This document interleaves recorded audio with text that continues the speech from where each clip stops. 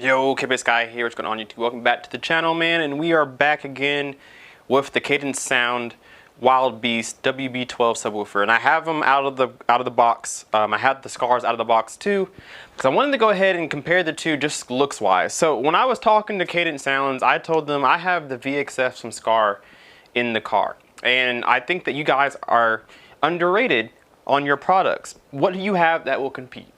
Well, they sent me the WBs, and they sent me the QRS 3000.1D, that's their amplifier, and they told me this is our best work right now. So cool, I have them side by side. Now, just looking at these, you guys can see a big difference. Of course, you have a little bit taller, a little more mounting depth on the Skar Audio VXF than you do on the Wild Beast on the left. You have a bigger motor on the Skar, all that stuff, right? Bigger surrounds, bigger dust cap, just everything's a little bit bigger on the VXF. Even the power. So the WB12s, they are 1200 watt RMS subs, 2400 watts maximum.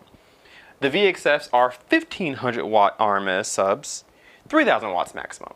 So you're getting 600 more watts maximum potential, and you're getting 300 watt RMS more potential on the VXFs than you are on the WBs. Now, if I had to say what these compare most to, I think the Skar EVLs compare more to the WBs because of the power rating, the size, the weight, all that stuff. The Skar Audio VXS weighs 46 pounds. The WBs come in 10 pounds less at 36 pounds. So it's a smaller sub all the way around, and that's okay. I just think that these aren't necessarily what you want to compare. But since I have them in front of me, I'm going to do that. Now, I do have a friend who lives nearby me whose son has the EVLs. I used to have the EVLs too. But his sons have EVL 12s in his truck. So soon I'll make a video comparing the WBs to the EVLs. That's more of a fair comparison in my opinion. But since we have these two speakers in front of me, let's just take a look at the differences. Let me swing this way. What really impressed me a lot about the WBs is actually the build quality. Now this speaker is about 450 bucks, so it's not a cheap speaker. And you don't want cheap materials either. The cone, good cone. I think what scares me is going to be this foam surround. It is very loose, very flimsy, versus something like the Skar that is almost half the price. A lot more sturdier, seems like it would hold up longer. This is just really flimsy.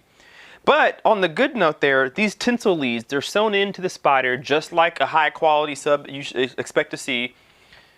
The terminals here are 8 gauge. They are thick. They're just as thick, and they feel just as good. They feel exactly the same as the Skars. So that's very good to see. You want good quality terminals. You want those things falling off while you're playing music or in the future. You don't want those things falling off. And again, these tinsel leads are thick, sewn into the spider. So that's going to transfer power just like you expect it to be. So I'm very happy to see that. The magnet for this is actually kind of beefy. It's actually kind of a beefy speaker for 1200 watts RMS. It actually looks like a pretty good magnet, a good motor. This boot is really hard to take off, so I didn't try it. But it's probably a double stack magnet underneath there, but the build quality on this is actually really good. And that's what I care about a lot. And not only that, but I care, can it handle its recommended power, 1200 watts RMS? Can it hit 2400 watts max, or maybe even a little bit more? So that's what I want to find out, and we will find out soon.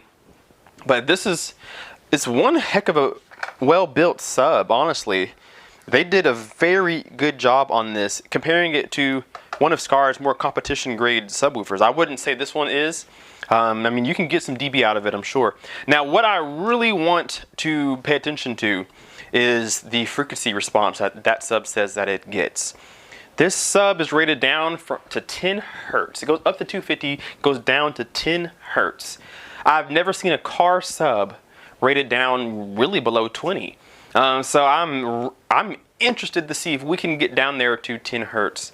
This sub does call for a relatively big box. If you're going to put one of these in a ported box, you're going to want 2.5 cubic feet. If you're going to have it sealed, it's 2 cubic feet. My box is 4 cubic feet, but I have polyfill to kind of help that out just a little bit.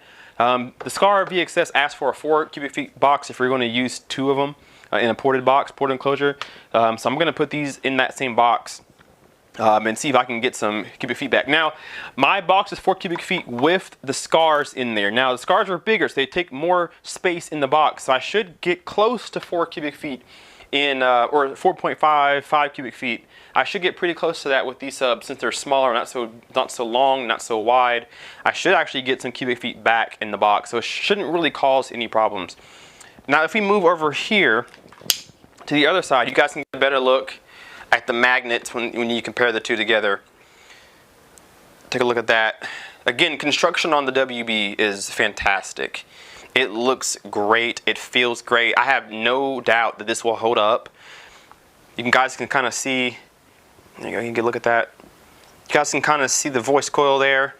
I think this is a 3-inch voice coil. I believe the VXFs are pretty close to that too. So I mean, honestly, for 1200 watts, it's actually built like a beast, as if it was taking maybe 13, 14, 1500 watts RMS. So, you know, it looks like it's going to hold up just fine. I'm going to be powering it with 3000 watts. Of course, I'm not going to put all 3000 watts on this thing, but I'm going to push it until I can hear its mechanical limits. Because I want to see what this thing can do for $450. So that's just side by side what both of these are going to look like. And honestly, it's pretty good. You guys can kind of see the difference in surround. It's not as thick on the Wild Beast at all, but again, you don't really need it if you're not going to put a lot of power to it. It has an X max of 18.5 millimeters. That's probably around 2 inches or so. This one has 23 and some change. That's around 3 inches, so about an inch less of X max, of excursion. But nonetheless, we should get pretty loud with these. So I want to put the WBs, I want to put those in the box now. My box is sitting here. I want to put them in the box and put them back in the car. And we'll listen to them for a couple of weeks, see how they sound, and then I'll do some videos along the way so you guys can check these out. Alright, so this is what one of them will look like in the box.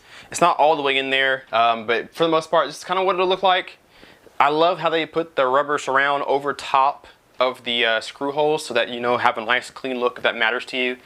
Small details like that are important to some people, and I like that they pay attention to that. It's pretty cool. You get the Wild Beast logo sitting right there on the dust cap. So it's a cool design. It's a cool subwoofer. So I'm going to go ahead and get this box back outside, put the speakers in, put them in the trunk, and then I'm going to listen to these for a couple of days. Get them broken in and then see what I think. We'll do some demos of them, of course. We'll put a lot of power to them and see how they handle, guys. So if you're enjoying the content, do so. Leave a comment and like and subscribe if you're not already. And we'll see you in the next video. KPaceGuy out. Peace.